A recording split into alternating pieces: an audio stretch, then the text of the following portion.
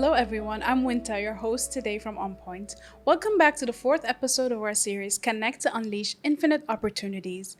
On Point has been a pioneering force in the UAE's part time job market. We've connected over 6,000 individuals with flexible opportunities, and now we're taking things a step further. Through our innovative new app, On Point is making part time jobs even more accessible than ever before. We're not just connecting people with opportunities, we're introducing the entire concept of part time employment to a wider audience in the UAE. For our series of interviews, we're excited to have handpicked a group of experts from various fields. These successful individuals based in Dubai will share their inspiring stories and provide valuable and informative content. Today, I'd like you to meet our next expert of the series, Mr. Becaye Mane. Good afternoon. Thank you for being here, BK. Thank you for having me. All right, BK. So before we start off, I'd like you to give us a brief intro to who you are and what it is that you exactly do here in the UAE. Sure.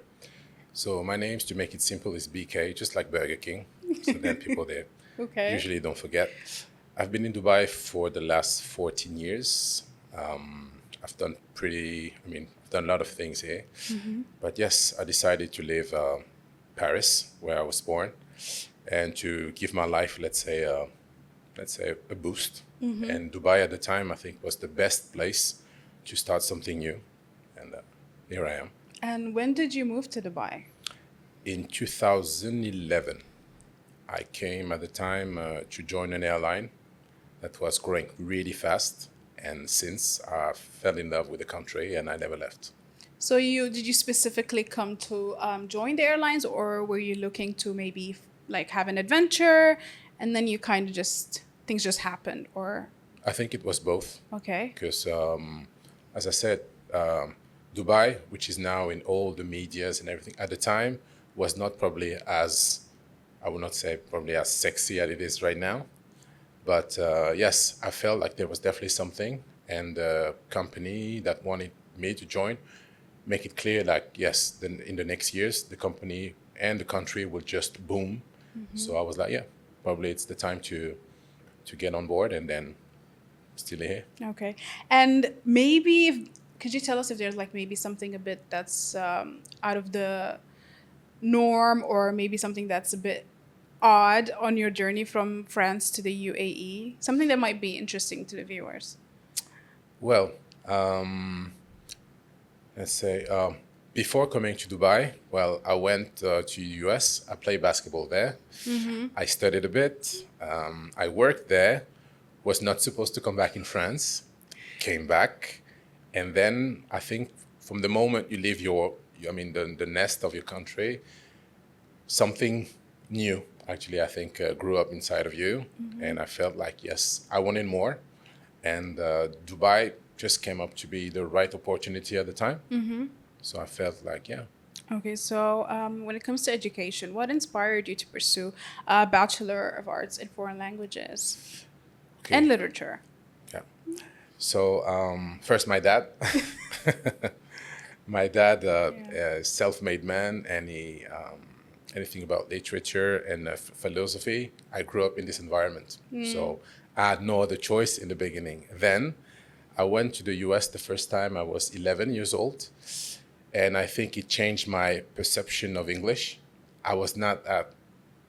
English was not something that I was really keen on. I stayed 1 month and a half in the United States, learned about the culture, learned about the rap music, learned about a lot of things. When I came back, something changed. First, my grades boomed in English. My dad was surprised, and then yes. And from that moment, I knew that from the experience I had, I probably won't stay that long in France. So what decade was this? Was this like the late 90s or like the early 2000s? So when I was 11, so it was in the early 90s. Oh, early 90s. So you were basically listening to who when it came to hip hop? First, I had the chance. I don't know how at 11 you were listening to hip hop anyways. Because my dad was not around me. Okay. But I had the chance when I left, when I left France, the Prince of Bel-Air was actually... Will Smith, okay. Was airing the first year. meaning that it probably came on air like in France probably 4 or 5 months ago, but I had the opportunity to see it before everyone else. So I was so proud. So yeah, so DJ Jazzy Jeff, Fresh Prince. So it was literally like the booming of the hip hop at the time. Yeah, the birth of hip hop. Yes. Okay. So, my next question is, how has living and working in different countries influenced you, like personally, or whether in terms of your professional life? Do you think it made a huge impact or a difference Yes. in how you do things? How so? I think learning from people. I think that was my main inspiration. Something simple, from France to England, where I stayed like for 6 months. Well, suddenly you start driving on the left. Yeah. You start having tea instead of coffee. You start saying words that we're not supposed to say, but you start saying them. Just this first approach, I was like, okay, well, there's other people just across the channel that are actually living in the same world as me and then doing so many different things. So I said, well, I can be just complete by learning what they can do. So I can come back in France or move in England and I will be, and I extended this vision to many countries. I was like, okay, well, some other countries speak Portuguese, some other countries speak Spanish. It's not that complicated to learn if you put yourself into it. So this is what I do, what I did, sorry. And suddenly, yes, I started speaking Spanish, speaking Portuguese, and learning from people and from different cultures. So I guess that make me someone maybe a bit more complete.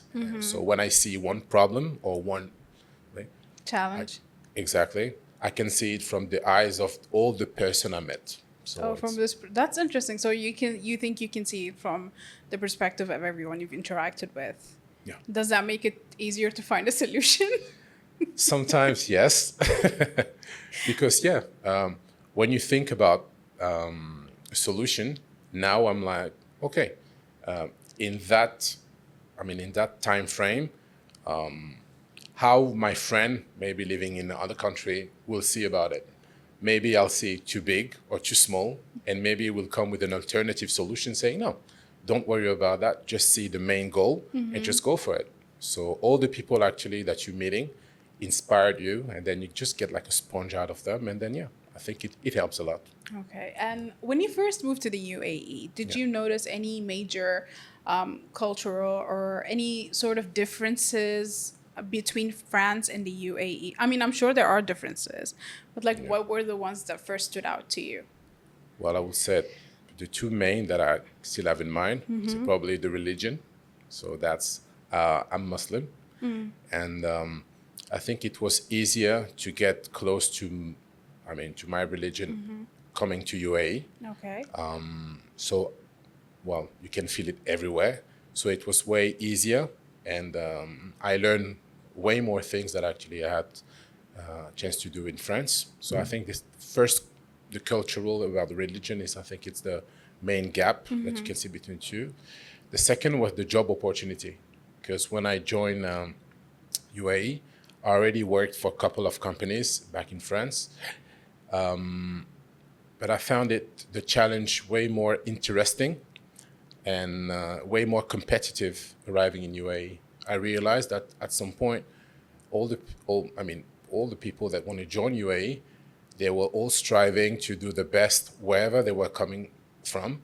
And suddenly I felt like in competition with the whole world in a small country like Dubai, but I could manage to see people coming from Canada, from Peru, and I think this competitivity and then I would say the opportunities about the job. If you come to Dubai and you really want to make something out of it, you will find the opportunities anywhere. You will find them. Okay, absolutely.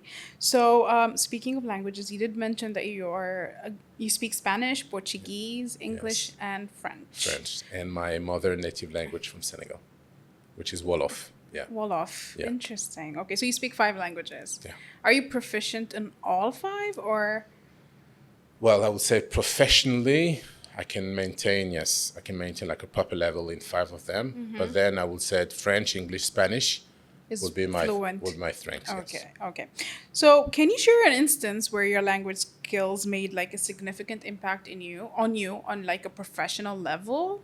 while working, I think a lot of problems that I faced when I was working in my airline, a lot of them were due, I guess, were due also to the barrier language.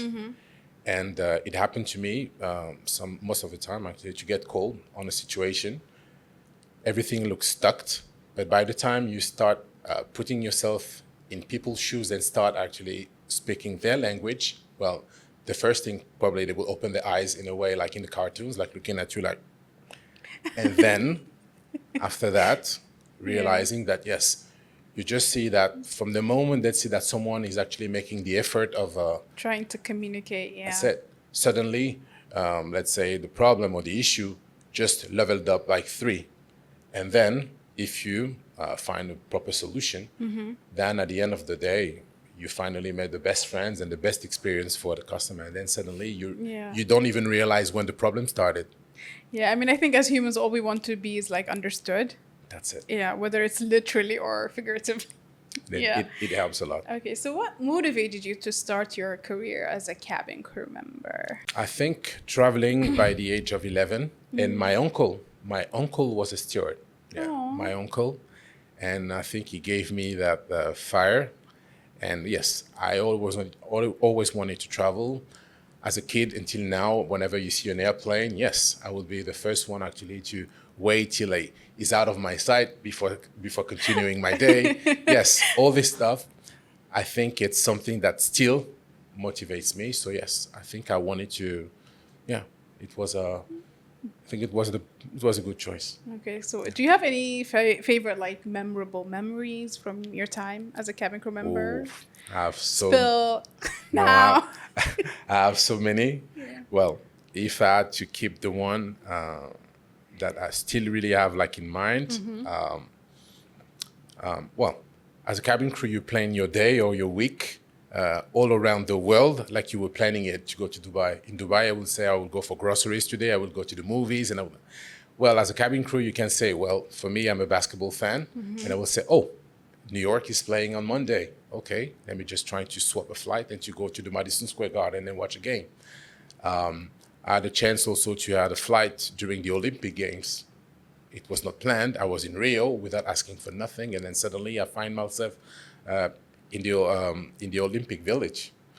But I will say, out of all those memories, the one that really I still have it in my heart, it was actually to be able to see my mom at any time of the week, just surprising her, taking a flight, and being in the kitchen with her, Aw, and her that's so tears cute. and everything. I think it's honestly that's the thing that I was probably missing, just to be able to surprise my family at any time, and my mom's face.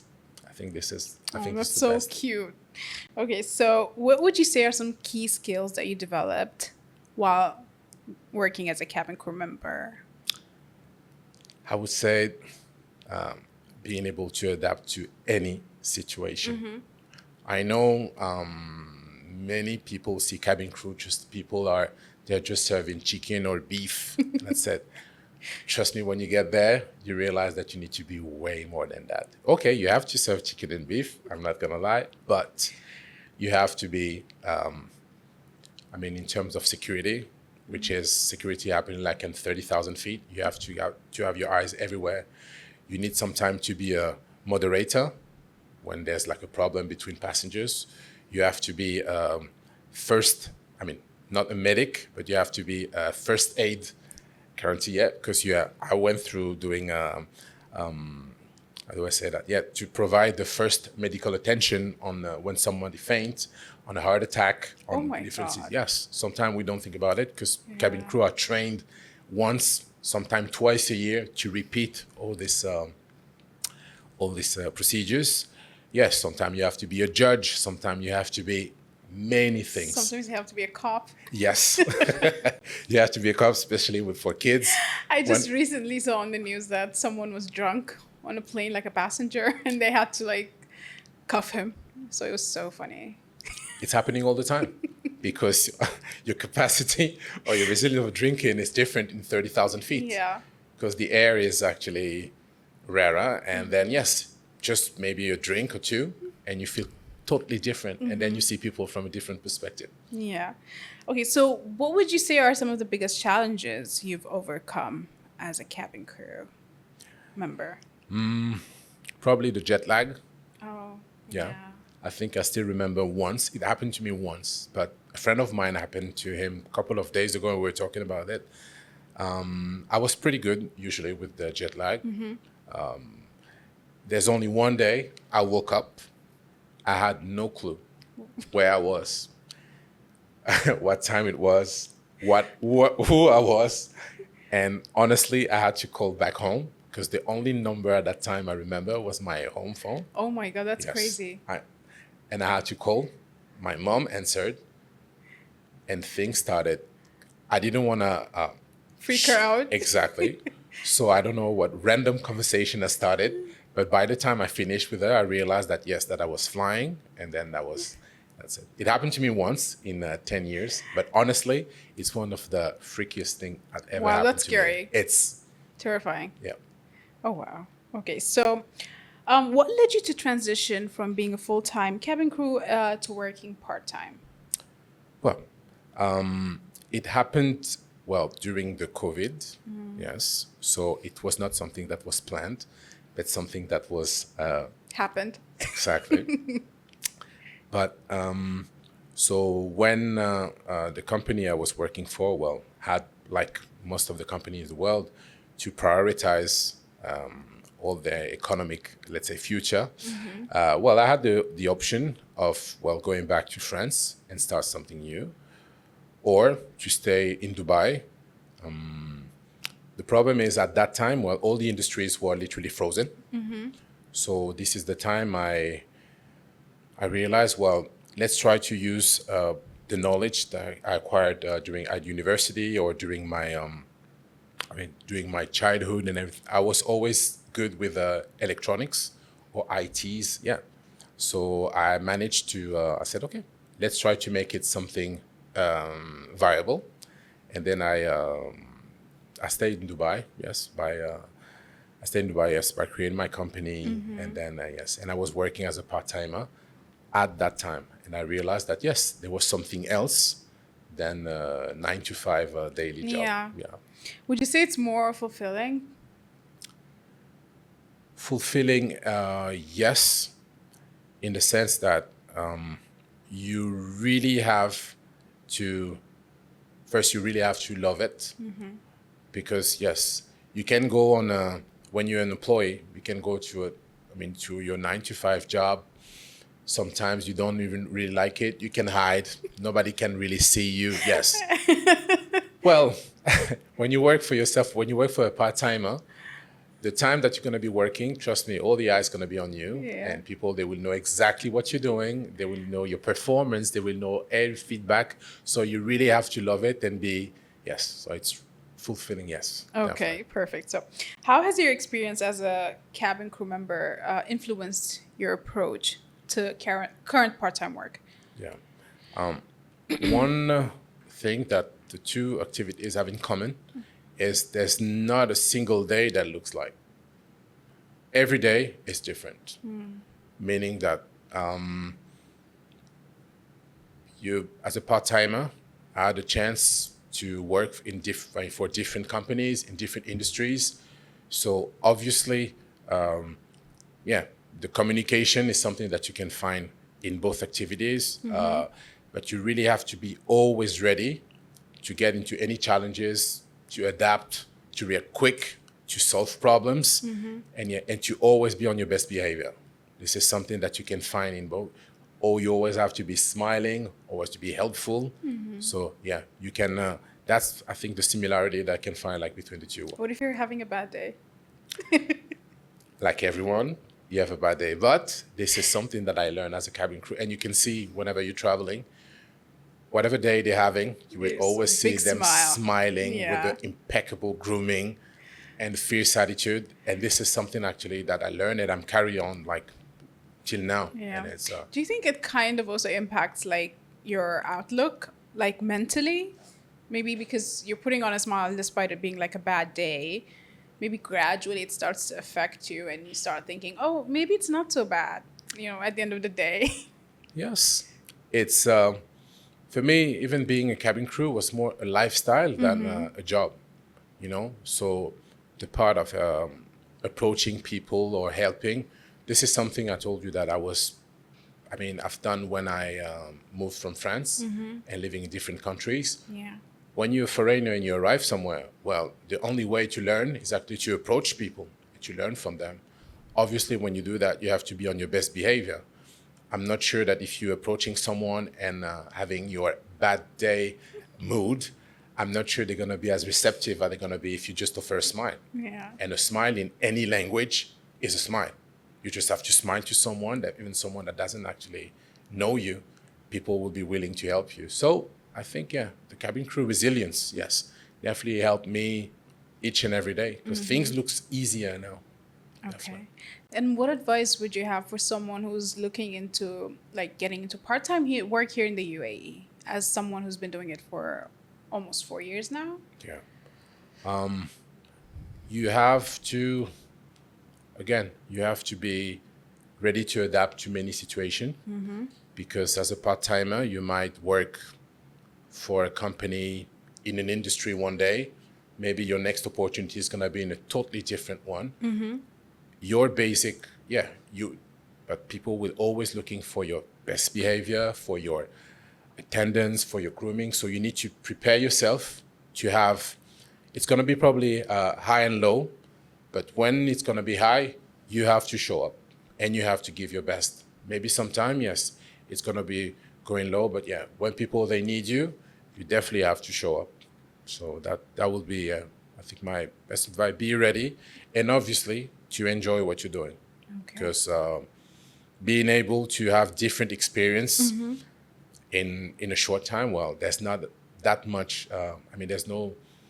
I don't know other. I don't know if it's.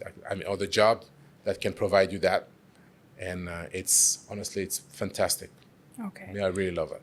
Okay. So, and for those juggling like multiple part-time jobs, how would you advise them to go about maybe finding like a healthy balance? Okay. If you have any Yeah. advice. As much as I'm trying on myself. But yes, first, I think you need to plan a bit ahead of schedule. What I mean by that, if you want to be able to sustain a job and as a part-timer, sometimes, yes, you have like some off-season, some high season, you need to plan. What I mean to plan is you definitely need to, let's say, have a proper schedule and try to, let's say, have something simple, but for example, your bills. You don't know between the first, the second, or the third job how you're going to manage. Make sure that you always have some bills paid in advance. It sounds funny, but It doesn't. It's budgeting. it removes the, you know, Yeah. the thwart which is just above your head at the end of each and every month. Try to get your bill paid, maybe let's say 2-3 months ahead, which means that whenever you're going to be at work, you will be focused only or giving your best performance instead of how am I going to pay my bill of a, yeah, it helps a lot. And I would say also to be healthy in the way of working out or just walking, which is already enough, but just try to, get as healthy as possible. Okay, perfect. So, how do you ensure to continue to develop your career while also doing part-time work?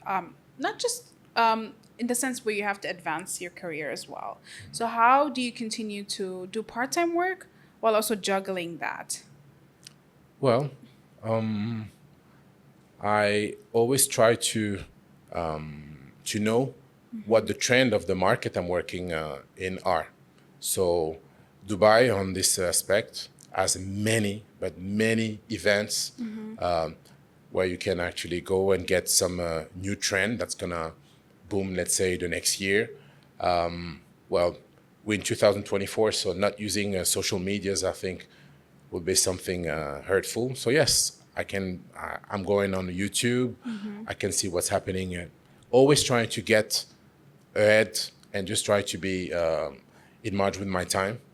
Yeah, because a lot of things are happening, and the best way is I think to always stay competitive and to know exactly what's happening in your area. So yes, I'm definitely curious. So, always be aware.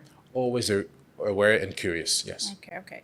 So when it comes to like educational opportunities, like what skills or certifications do you recommend someone who's looking to get into part-time work get? Okay. Well, on this one, I would use my case. As much as my soft skills, I use them and build them all through my career. For example, when COVID arrived, I realized that some areas were not as affected as the service or the entertainment or the events was. So I built on my hard skills, starting designing, started having more, let's say, well, for people this day, I would say a better comprehension of the social medias, the podcasting, for example, the way you're doing. So yes, I felt it was time to add some hard skills, something that in case the service industry, as I was in, was slowing down, now you can literally learn anything with the online courses. For example, I'm using a platform called Udemy, like millions of people, when you can literally learn anything. It's not that costly, and you can literally build on some skills that can add up to who you already are. So I think online courses, and as I said, YouTube today, you can just go online and literally find any way to learn something new. You know, you can realize that these days you can actually subscribe for Harvard courses. Tell something like that to people 20 years ago, they probably won't believe you. Today you can, from your couch, literally being in a Harvard classes and follow some courses. So you have no excuses if you want to develop yourself. Okay. Today, it's really hard to have excuses. I mean, yeah, it's true. Everything is like right here. So if you're gonna make excuses, it's because you're You lazy. can, but It's because you're lazy. Yeah. So my next question is, how important do you think networking is for part-timers, and what are some effective ways to build connections, whatever industry you're in? I think How do you do it? It's major. I mean, I guess one of the reason I'm here today, it's probably because of my networking with your fantastic team, because we worked together only once. But then Dubai is a place when you're working as a part-timer, you will have the opportunity to access one of the biggest network in the world, and being able to work with industries or people you will never dream about. And suddenly, I've been working, who would tell me that one day I will be working for Ferrari? And this is exactly what happened when I've been working with you. And on Ferrari, I met the CEO of Lamborghini. I went, and that's it. It just happened like that. It was not the original plan. Yeah. But by being in this industry, you networking, I think it's a power underestimated, I guess. But for part-timers, you can be a part of something exceptional. Again, if you put yourself into it, because things happen to people only when they really desire it and when they show up on their best. So this industry is for networking is probably the best one I experienced in Dubai. Okay. So are there any industry events or forums that you would recommend for part-timers to attend to gain more networking opportunities? Yes, I came back yesterday from the Middle East event show, which is old, every year, but there's many of that, but this one is the freshest. So I just went there yesterday, and they were again giving like a trend on what it's gonna be to be in the event industry. Yeah. So all the new technologies, because now we know that AI is taking over a lot of things.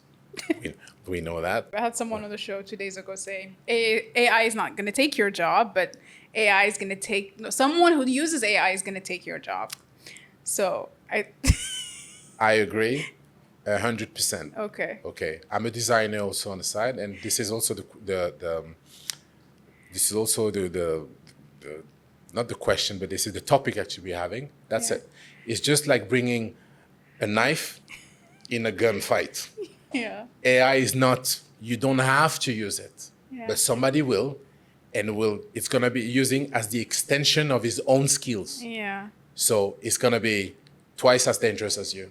So again, it's in our time. Yeah, join the club or lose. Yeah. I mean, you don't have to, Yeah, but but you're don't gonna lose. complain if you don't lose. I mean, if you don't join Yeah. and then you lose. That's Yeah. it. Okay. So, how do you see the landscape of part-time work evolving in the UAE over the next few years? I think it's going to boom.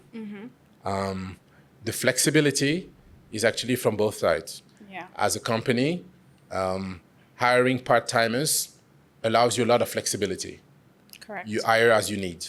When you don't need to get rid of people and everything. But when the high season is coming, you can reach 1, 2, or 3 agencies, and they will provide you as many part-timers that you need. Absolutely. And from the part-timers point of view, I would say quite similar. It's you can adapt. You know, when the high season is coming, you need to be ready, and you're gonna have a job for the 4 or 5 months to come. After that, if you need some rest, you need to travel, you need to do something else. You have this freedom of doing it. Okay, so what trends do you think will shape future opportunities for part-timers? I guess again, 2024. If you look around you, I guess the social media are predominant. We talked about AI a bit before. As a company, you need to be visible. So all the trend looking to make a company or to make an individual shine or to be looked around, they will be booming because people will invest a lot in marketing Yeah. and a lot in social media, in podcast. This is now a new way of communicating that probably I didn't have when I started or back in the days, but now this is something which is major. So that trend to make the way to actually be able to showcast what you're doing or what someone does, I think that's probably the major highway for the next years to come. Okay, perfect. So, how can part-timers make a significant impact in their roles and demonstrate their value to businesses? I had this question a couple of times. For me, and it's actually pretty simple. You have to show up, part-timers or not, you have to show up on each and every opportunity that you have, just like it was your proper job. Again, I guess one of the reasons why I'm here today, and we've been working only once, I seized the opportunity as a part-timer to the trust that the company gave to me and the opportunity. So showing up, I know sometimes it sounds so simple, but no, you have to literally show up, be available, be on your best behavior, and showcast all the best thing that actually you can deliver. That's it. Okay, that's wonderful. That's it. Yeah, okay. Managing flight schedules requires like excellent time management on your part as a cabin crew member. How do you manage your time effectively as a part-timer? Again, you plan. It's as I said earlier, you can plan on your bills, you can plan on your vacations, but when this off season is and on a daily basis, yes, obviously you just need to make sure that you plan ahead of schedule. You train, as I said, training leads to perfection. You need to train. Don't let things going out of the way. Just make sure that you have a proper schedule, trying to make things, and you have what I said, small sprints. People, when we talk about agile or scrum, yes, make sure that you put a small list of things that you have to do. When those are done, make sure they are properly done and go to the next one. Just plan what you're doing. Yeah, so like a to-do list. Absolutely. Basically, okay. So we're moving to our final segment, which is your future aspirations. So what are your long-term plans for your career, and how do you think your experience as a part-timer will contribute to that? I think it's already contributing to it. Aspiration, I said, I've done many things in different industries. I'm still learning, but I also have a lot to, I think now to, probably not to teach, but to share with people. I'm doing, as you see right now, I'm doing a podcast. Yeah. I've done few before. I'm doing some interviews. So yes, I think now it's also time to share all the knowledge that I acquired from all the people I met and be able to, just to explain and to help people that part-timers that want to reach another level in their career. I guess yes, as a mentor or as a trainer, I think now I guess I have the abilities and the skills actually to be able to deliver this seamlessly. Okay, and how would you say you continue to stay motivated every day to continue to keep going Well, when you don't want to get out of bed? How do you get out of bed? well, again, I mean, this is something personal. It might not apply to everyone, Yeah. but yes, I honestly believe that I'm blessed, meaning that I managed to meet extraordinary people. I've done extraordinary jobs, and this, as a reminder, helps me to say, you know what? They could have chosen someone else. Everything you went through, someone else could have been the hero of that story. Guess what? They choose you to be there. So Be grateful. be grateful and just show up Yeah. and wake up even if your bed is still warm. No, you have to wake up and try to make the best out of it. Okay, so one last advice to aspiring professionals. What advice would you give to individuals aspiring to work in both aviation industries or like as full-time or part-time professionals? For me, I'm gonna come back on that. I think show up, show who you are. My sometime on my job as a part timer, I'm sometimes like a supervisor, and this is something that I always say to the team I'm supervising. I say, if people were showing up at work the same way they were showing up on a date, I put a blank on this one, and I said, accepting the flirting part. When you show up on a date, nobody has to remind you to be on your best behavior, to be on your best grooming, Yeah. to be on your best, to be outspoken, and that's it. You should always make sure that as a part timer, you show up and give your best. By giving your best each and every time, somebody will see you. And then you will have the opportunity or to stay on the part-time job, or somebody will be, oh, that part-timer, I want to make someone that comes and work to my office each and every day. And then you will create your own opportunities. That's wonderful. And as someone who's worked with On Point in the past, how would you like the app? Is there any like specific features you'd like to see on the app that we're launching, or how do you think it would be changing like the landscape of how we're going about things right now? Well, first, by using an app, makes it way more user-friendly. As much as the portal, well, was not really complicated but an app, by living in our time, is something that people just have on their phone, can consult just by opening, closing. So user-friendly wise, it's already a step forward. And yes, it's just like you see now, you can just send money back home to your country, just by using an app. Yeah. It has to become something seamless. Yeah. Which is not, Easily attainable. I don't have to put my credential. I don't remember no. Yeah. Today, I told you, you can even do your groceries, go to the bank just on your phone. And the app, I think, will encourage people to be even more closer and I think they will have a more intention of what's happening with On Point, definitely.